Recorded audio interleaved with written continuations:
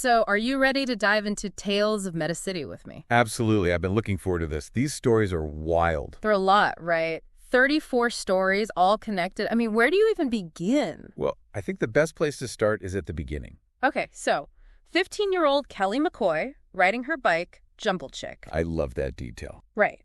So she gets caught up with the World Beaters gang. And this isn't just some random street gang. This is serious stuff.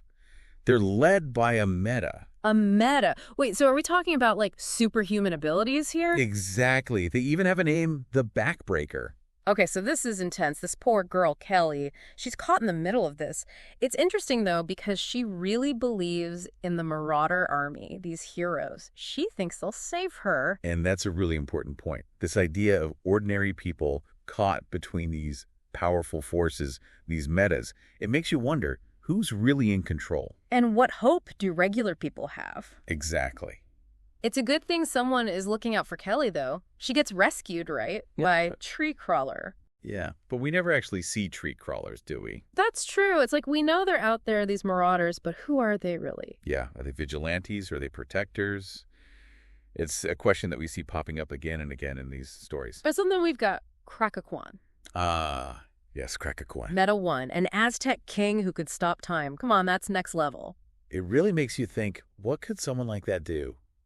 I mean, the possibilities, the danger. And he had that last suit, right? The last suit. Now, that's something we're going to be talking a lot about. Oh, really? Why is that? What's the big deal with the suit?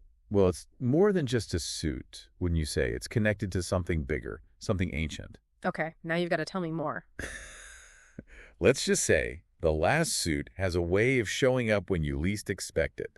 And it's tied to some of the biggest mysteries in Meta City. All right, you've definitely got my attention. So we've got street gangs, ancient kings, mysterious heroes. Don't forget the space program. Oh, right. Project Starburst. Now, those are some stories I can't wait to dig into. That's where things get really interesting. We meet Wanda and Linus. 2 astronauts about to blast off into the great unknown. What could go wrong, right? You know, it never goes as planned. Man, talk about a crash landing. Wanda's stranded. Freezing cold, injured, a Yeti on the loose. And not just any Yeti, the Cold Reaper. It's like something straight out of a myth. It's intense, but she's got to be tough, right? I mean, she was chosen for Project Starburst. Oh, absolutely. Wanda's no stranger to pressure. Remember that grueling selection process. 5-mile runs through swamps, battling other recruits. They put those candidates through the ringer. And then, out of the blue, she's rescued by Selena. Selena. Now, there's a fascinating character. The last of the Aztec weave maidens. What's that all about? Well, that's where the story takes another turn, right into ancient knowledge and a connection to Krakakwan himself. Okay, hold up. Are you saying there's a direct link between Selena and this, like, legendary Aztec king? Bloodlines, my friend. They play a huge role in these stories. So it's all connected. Ancient kings, stranded astronauts, mysterious rescuers. This is wild. And it gets even wilder. Selena, she's not just some random hermit living on a mountaintop. She possesses knowledge passed down through generations. Knowledge about what? About the last suit, of course. Okay, you're really drawing this out. What's the deal with the suit? Well, with the last suit, Selena saves Wanda's life. It's a powerful artifact connected to the very essence of meta abilities. Okay, so it's not just a fancy suit of armor, is it? It's like magical. You could say that, but this magic comes at a price. Selena makes the ultimate sacrifice. She dies. It's a powerful moment in the story of passing of the torch. So does that mean Wanda's got the last suit now? She does. Rhonda's now carrying the weight of this ancient legacy, whether she's ready for it or not. That's a lot to drop on someone who just survived a spaceship crash and a Yeti attack. Talk about a bad day. But while Wanda's grappling with her newfound destiny, Linus, well, he's on a journey of his own. Oh, man, Linus. Don't even get me started on Linus. He goes from 0 to 100 real quick. That transformation in space, it's like something unlocked inside of him. Yeah, and it wasn't pretty. This is the hi-hat we're talking about, right?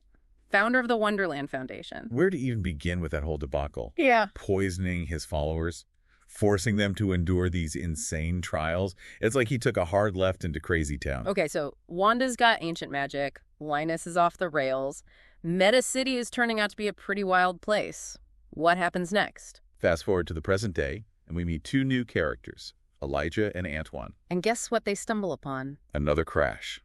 This time, it's a helicopter, and Wanda's right in the middle of it. Seriously, how many crashes can one story have? It seems crashes are a recurring theme in these stories. Each one brings change, a new chapter. Okay, so Elijah and Antoine find Wanda. What's the big deal? The big deal is who these guys really are. They're not just random bystanders. They have a connection to the past, to Krakakon, even to the High Hat. Whoa, wait a minute. Are you saying destiny's at work here? Pulling these characters together? It's as if the story itself is weaving these threads, connecting them across generations. And it's not just them. Remember Woodjack, that mysterious figure we met earlier? Yeah, what about him? He's attacked. It's like someone or something is trying to unravel the very fabric of Meta City. And then there's Warren, this basketball prodigy who gets recruited by this shadowy figure, JW. Warren's story is fascinating.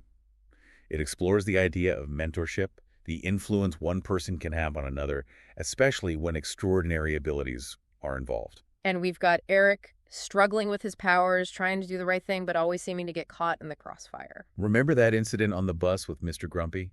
It shows how fear and prejudice can affect anyone, even someone as strong as Eric. And now he's facing down Armstrong. Talk about a clash of the titans. It's a battle that could determine the fate of Meta City itself. It's like all these characters, all these stories are on a collision course. And in the middle of it all, you've got everyday people just trying to live their lives, like Priscilla. Zeke's younger sister, right? She starts out like superheroes, yeah, right? And then boom. She gets a crash course in the reality of Meta City. No kidding. Witnesses a meta attack, sees what happened to Warren, even gets caught up with the Marauder army. Talk about a whirlwind. But here's the thing about Priscilla. She doesn't back down. Not one bit. She's fierce, loyal. You've got to admire that kind of courage, putting herself on the line like that. It makes you wonder, what would you do in that situation? Would you run, or would you stand your ground? That's what I love about these stories. They make you think. So we've got all this chaos, these powerful forces clashing. What's the takeaway? What's the message here? I think it's about choices. Even in a world where people can fly and shoot lasers from their eyes, it always comes down to the choices we make. Do we use our strength for good? Do we stand up for what we believe in, even when it's hard? That's powerful stuff. And it's not just about superpowers, is it? It's about the choices we make every day. Who are we going to be in the face of whatever life throws at us? Exactly. These stories, they hold up a mirror to our own lives, don't they? They make us ask ourselves, what would I do? How would I react? It's like we're all living in Meta City, in a way. Maybe not fighting Yetis and supervillains, but facing our own challenges, making our own choices. And those choices, they have consequences. They ripple outward, affecting the people around us, shaping the world we live in. Okay, so that's Meta City.